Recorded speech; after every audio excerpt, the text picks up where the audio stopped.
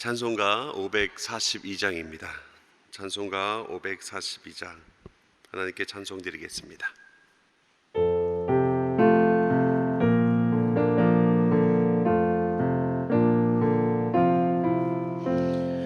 그 주 예수 의지함이 심히 기쁜 일일세 영생 허락 받았으니 의심 아주 없도다. 예수 믿는 것은 받은 증거 많도다.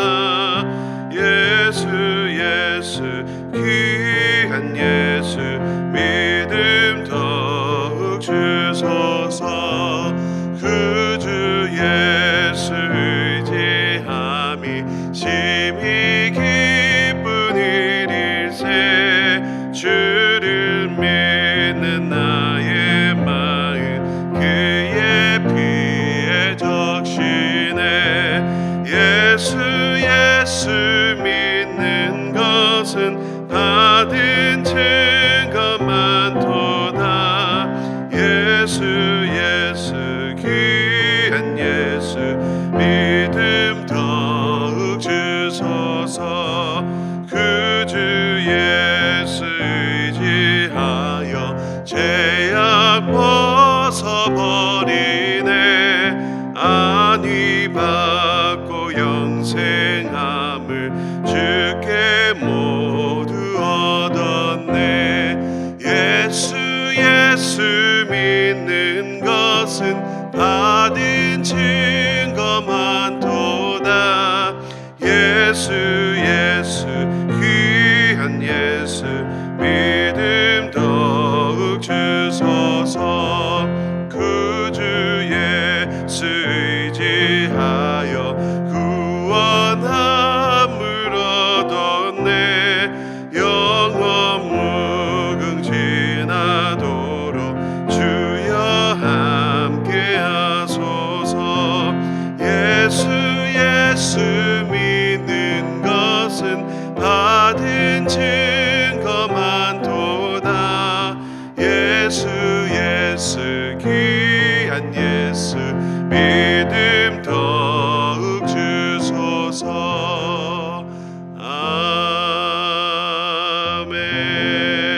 아멘. 기도하겠습니다. 긍휼이 많으신 주님, 오늘도 우리에게 호흡과 생명을 주시니 감사합니다. 그 호흡과 생명을 들고 새벽부터 간절한 심정으로 나왔사오니 하나님의 임재를 강력하게 경험할 수 있는 시간 되게 하여 주시옵소서. 이 새벽에 함께 나는 말씀이 오늘 하루를 비추는 밝은 빛이 되게 하여 주시옵소서. 그 말씀의 약속을 붙들고 기도할 때 하늘의 문이 열리게 하시고 우리의 기도에 응답하여 주시옵소서. 그래서 이 새벽부터 은혜 충만한 가운데 맡겨주신 하루를 믿음으로 승리하는 인생 되게 하여 주시옵소서. 주님, 우리나라를 위해 기도합니다. 불쌍히 여겨 주시옵소서. 정치, 경제, 사회, 문화 모든 분야에서 하나님의 손길이 드러나게 하여 주시옵소서. 지혜와 용기를 주시고 특별히 우리 그리스도인들을 사용하셔서 세상의 빛이 되게 하여 주시옵소서. 주님, 우리 대전중앙교회를 위해 기도합니다. 목마른 심정으로 예배에 나올 때마다 성도들이 힘을 얻게 하여 주시옵소서. 특별히 주일 강단을 통해 광야가 숲이 되는 은혜가 있게 하여 주시옵소서.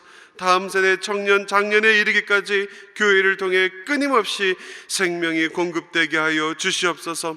오늘도 대전 중앙의 이름으로 살아가는 성도들의 삶을 붙잡아 주시고 직장과 사업장에서 생계를 이어갈 때 주님의 도우시는 손길을 경험하게 하여 주시옵소서. 질병으로 정신적으로 심적으로 고통당하는 우리 성도들을 오늘도 회복시켜 주시옵소서. 우리를 위해 기도를 들으시고 함께 하시는 예수님의 이름으로 기도하옵나이다. 아멘. 오늘 하나님께서 우리에게 주신 하나님의 말씀은 누가복음 7장 18절에서 23절까지의 말씀입니다. 누가복음 7장 18절에서 23절까지의 말씀입니다. 우리 교독하며 읽도록 하겠습니다. 요한의 제자들이 이 모든 일을 그에게 알리니 요한이 그 제자 중 둘을 불러 주께 보내어 이르되 오실 그이가 당신이 주니까 우리가 다른 일을 기다려오리이까 하라매 그들이 예수께 나와 이르되 세례 요한이 우리를 보내어 당신께 여쭈어 보라고 하기를 오실 그이가 당신이 오니까 우리가 다른 일을 기다려오니까 하더이니라. 그때 예수께서 질병과 고통과 및 악기 들린 자를 많이 고치시며 또 많은 맹인을 보게 하신지라. 예수께서 대답하여 이르시되 너희가 가서 보고 들은 것을 요한에게 알리되 맹인이 보며 못 걷는 사람이 걸으며 나병 환자가 깨끗함을 받으며 귀 먹은 사람이 들으며 죽은 자가 살아나며 가난한 자에게 복음이 전파된다 하라. 누구든지 나로 말미암아 실족하지 아니하는 자는 복이 있도다 하시니라. 아멘. 오늘 이 말씀을 가지고 흔들리지 않는 믿음 위에 서자, 흔들리지 않는 믿음 위에 서자라는 말씀으로 오늘 말씀 전하며 나아가도록 하겠습니다. 히브리어 단어 중에 야다라는 이런 단어가 있습니다. 이 단어는 알다라는 그런 의미를 가지고 있는데요, 좀 독특한 의미를 좀 가지고 있습니다. 이 단어는 지식적으로 알고 있다라는 의미에 멈추지 않고 깊은 관계 안에서만 알 수 있는 이 알다의 의미를 가지고 있는 게 바로 히브리어의 야다라는 이 단어입니다. 더 쉽게 설명하면 상대방을 오늘 처음 만났을 때와 내일, 모레 이 글피 속에서 관계를 맺어갈 때 이 상대에 대한 이 알미, 어제 만났을 때의 모습과 다르듯 이 야다라는 이 단어는요, 깊은 관계 안에서 상대를 알아갈 때 쓰는 단어, 그때 이 알다라는 단어인 야다라는 이 단어를 쓴다고 합니다. 그렇습니다. 하나님을 알고 있다란 이 지식과 이성 수준으로 알고 있는 의미가 아닙니다. 바로 성경에서는 이 야다라는 단어를 쓰는데요, 바로 하나님을 알고 있다란, 하나님을 안다는 것은 하나님과의 이 깊은 관계 안에서 알아갈 때 그게 하나님을 알고 있다라고 말할 수 있다라는 의미입니다. 우리는 때때로 하나님을 알고 있는 것과 하나님을 알고 있는 것에 대해서 인정하고 믿는 것을 똑같이 생각할 때가 있는 것 같아요. 그런데요, 이것은 엄연히 다른 부분입니다. 그 이유는 무엇일까요? 나의 상황과 환경이 바뀌면요, 알고 있는 정도는 흔들리게 되어 있다라는 거예요. 그런데요, 알고 있는 것을 믿고 신뢰하고 확신하는 것은요, 굳건하게 우리를 붙들어 준다라는 사실입니다. 오늘 본문은 그 누구보다도 예수님이 누구이신지 잘 알고 있던 한 인물이 등장하죠. 그 인물이 누구입니까? 바로 세례 요한입니다. 세례 요한은 자신에게 세례를 받기 위해 오신 예수님을 향해 이렇게 말했죠. 누가복음 3장 16절 말씀입니다. 요한이 모든 사람에게 대답하여 이르되 나는 물로 너희에게 세례를 베풀거니와 나보다 능력이 많으신 이가 오시나니 나는 그의 신발끈을 풀기도 감당하지 못하겠노라. 그는 성령과 불로 너희에게 세례를 베푸실 것이요. 그런데요, 오늘 이 본문의 내용이 심상치가 않습니다. 누가복음 3장 16절에서는 이 세례 요한이 예수님에 대해서 메시아임을 확신하고 선포하는 내용이 있는데, 오늘 이 본문에 보니까 좀 다르다라는 사실입니다. 19절 말씀입니다. 요한이 그 제자 중 둘을 불러 주께 보내어 이르되 오실 그이가 당신이니오니까 우리가 다른 일을 기다리오리까 하라 하매. 여기서 오실 그 이란 메시아를 의미하죠. 그러니까 이 세례 요한은 자신이 세례를 베풀고 메시아라고 생각했던 그 예수님께 이렇게 질문하고 있는 거예요. 당신이 정말 우리가 기다리는 그 사람 맞습니까? 한마디로 말하면 예수님을 향해 의심의 마음을 품은 이 세례 요한의 모습이라고 해도 과언이 아닐 정도다라는 사실이죠. 오늘 이 시간 이 세례 요한의 태도가 왜 이렇게 달라졌는지 그 이유를 살펴보면서 우리의 그 모습을 점검할 수 있는 시간 되기를 주님의 이름으로 축복합니다. 더 바라기는 아는 것에 멈추지 않고 나의 상황과 환경이 어떠하든 그분에 대해 아는 것을 인정하고 확신하며 신뢰하며 믿으며 나아가는 우리 모두가 되기를 주님의 이름으로 축복합니다. 그렇다면 이 세례 요한은 예수님이 메시아임을 알았음에도 불구하고 그분에 대한 이 의심의 질문을 왜 던졌던 것일까? 왜 그러한 믿음 없는 이런 모습들을 보였던 것일까라는 이 질문입니다. 저는 이 질문에 대해서 두 가지로 답변을 하고자 합니다. 첫 번째는 다급한 상황이었기 때문입니다. 오늘 본문에는 기록되지는 않았지만 이 세례 요한은요, 당시 이 갈릴리와 베레아의 분봉왕이었던 이 헤롯 안디바가 부도덕적, 그러니까 자신의 동생의 아내와 결혼하는 것을 이제 꾸짖었습니다. 이제 세례 요한이 그렇게 왕에게 꾸짖었던 거죠. 그래서 그 이후로 이제 감옥에 가게 됩니다.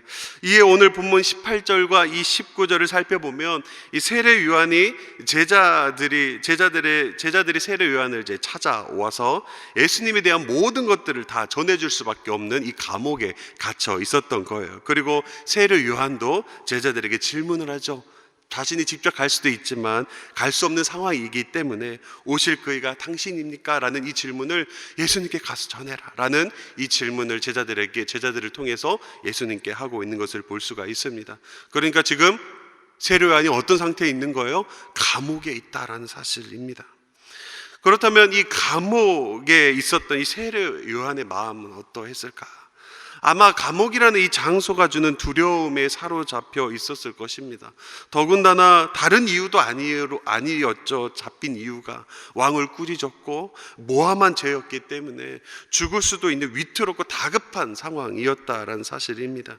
이에 세례 요한에게 감옥은 막막하고 초조하고 낙심되는 두려움의 장소였다라는 사실이죠.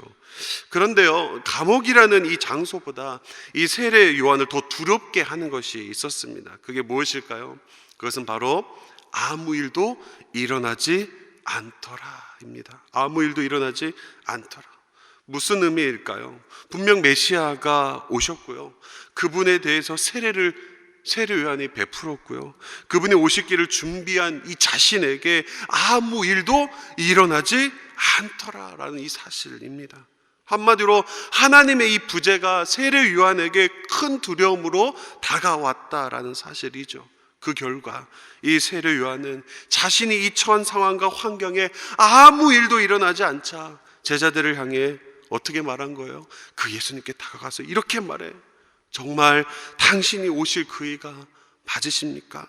정말 당신이 메시아가 맞으세요? 라는 이 질문을 제자들을 통해서 하고 있는 것을 볼 수가 있습니다.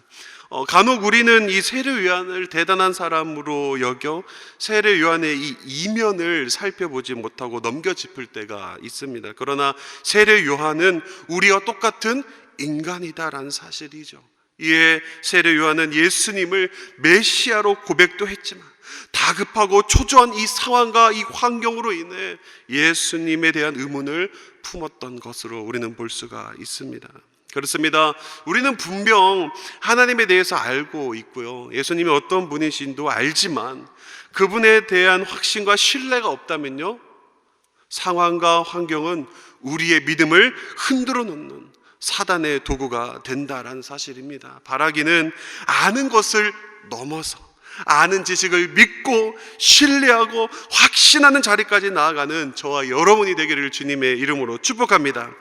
두 번째는 바로 무엇이냐? 자신의 생각과 달랐기 때문입니다. 자신의 생각과 달랐기 때문이다. 성경은 이 세례 요한의 이 사역과 예수님의 이 사역이 좀 달랐다라는 것을 좀 구분시켜주는 것을 볼 수가 있어요. 먼저 세례 요한의 이 사역은요, 즉 세례 요한이 선포한 이 메시지를 보면 이 사역의 형태를 좀 알 수가 있는데, 세례 요한의 이 사역은 어떤 사역이었냐? 누가복음 3장에 보면 잘 나와 있습니다. 먼저 누가복음 3장 7절에 보면 이렇게 말하죠. 세례 요한은 매우 철저한 회개를 요구한 것을 볼 수가 있습니다.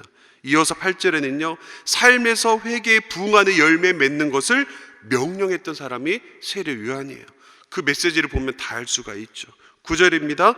회개하지 않으면 머지않아 하나님의 심판이 불로 임할 것이야 라는 이 경고의 내용도 세례 요한이 선포한 내용이다라는 사실이죠. 세례 요한의 이 메시지가 성경에 많이 기록되어 있지는 않아요. 그런데 누가복음 이 3장 내용을 토대로 본다면 세례 요한이 선포한 이 메시지를 한 단어로 정리할 수가 있어요. 뭐냐? 심판입니다. 심판. 그런데 예수님의 사역은 좀 달랐다라는 거예요. 예수님의 사역 안에서도 부분적으로 이 심판의 메시지를 담는 사역을 하셨지만 예수님의 주된 사역은 무엇이었냐? 바로 구원 사역이었다라는 사실이죠.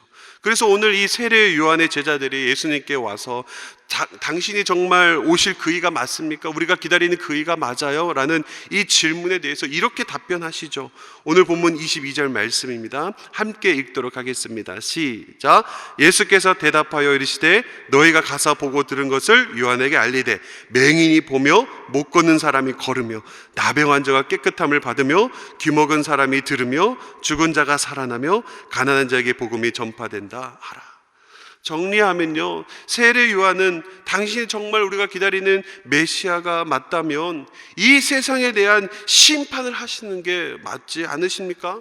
그런데 왜 심판하지 않으십니까? 정말 당신이 우리가 기다리는 그이가 맞습니까? 라는 질문을 던졌던 것이다 라는 사실입니다. 여기서 우리는 이런 질문을 좀 갖게 되는 것 같아요. 이 세례 요한의 핵심이 뭘까? 세례 요한이 이 질문을 던진 핵심이 뭘까라는 사실이죠. 뭘까요? 바로 자신의 생각과 다르다입니다. 분명 자신의 생각에서 본다면 메시아가 왔다면 심판의 주된 목적으로 사역을 이루어 나가는데 왜 계속 구원만 하고 있느냐, 왜 병든 자만 고치고 있느냐라는 이 자신의 생각과 예수님의 사역이 충돌된 이유로 오늘 이 질문을 제자들을 통해 던졌다라는 사실입니다.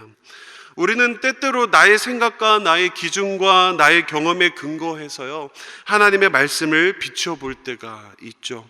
그리고 납득이 되지 않으면 하나님의 말씀을 바꿔보려는 이 시도를 하기도 하고, 더 나아가서는 어떻습니까? 받아들이지도 않는 그런 모습을 우리의 모습 가운데에 늘 살펴볼 수가 있죠. 그렇습니다. 나의 생각과 경험과 기준을 내려놓지 않으면요, 이 모든 것들은 세례 요한이 예수님께 던졌던 위험철만한 질문이 될 가능성이 높다라는 사실입니다. 오늘 이 하루 하나님보다 앞서지 않고 지금은 이해되지 않아도 합력하여 선을 이루실 선하신 하나님을 바라보고 의지하고 신뢰하며 살아가는 저와 여러분이 되기를 주님의 이름으로 축복합니다. 말씀을 맺도록 하겠습니다. 오늘 우리는 이 하나님이 누구이시며 또한 그분에 대한 아는 것을 멈춰 있으면 안 됩니다. 왜 그렇습니까? 머리로만 알고 있는 지식은요, 상황과 이 환경에 민감하게 반응하기 때문이며, 또한 나의 생각과 경험이 납득이 되지 않으면 어떻게 해요? 세례 요한이 던진 질문이 오늘 우리의 질문이 될 수도 있기 때문이죠. 오늘 이 하루 하나님에 대한 지식과 말씀에 온전히 신뢰하고 확신함으로 어떠한 상황과 환경 속에서도, 그리고 납득되지 않는 나의 기준과 경험 속에서도 예수님은 참 하나님의 아들이시며 나의 구원자 되시며 다시 오실 주님이십니다를 고백하며 살아갈 수 있는 저와 여러분 되기를 주님의 이름으로 축복합니다. 우리 시간 들은 말씀을 가지고 함께 기도하도록 하겠습니다.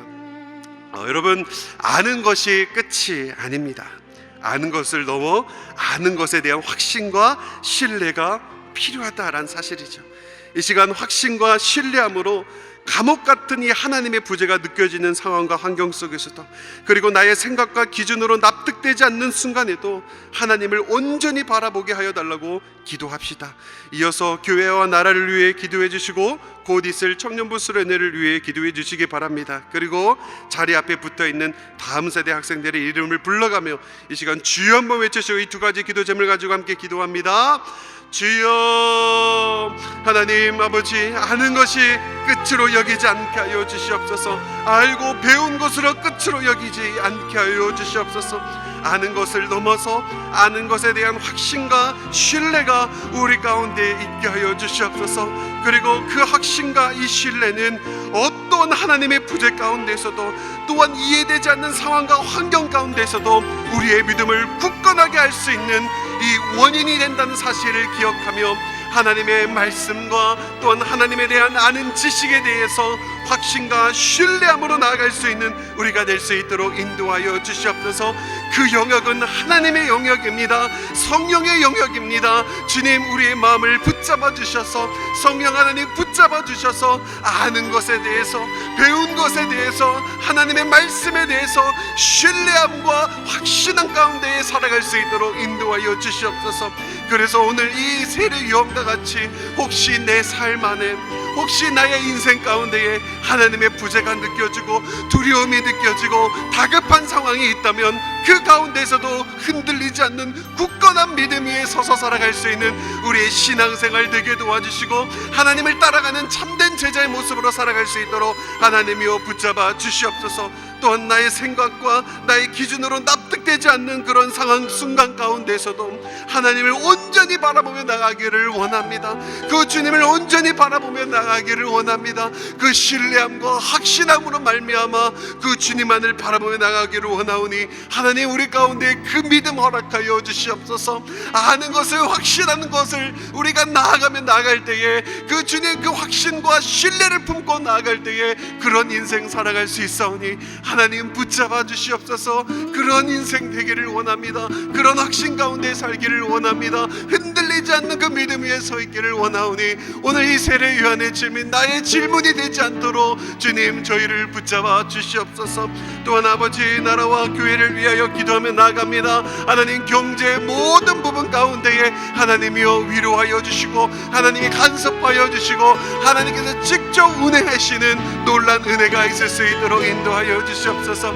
특별히 우리 대전중앙교회를 불쌍히 여겨 주시옵소서.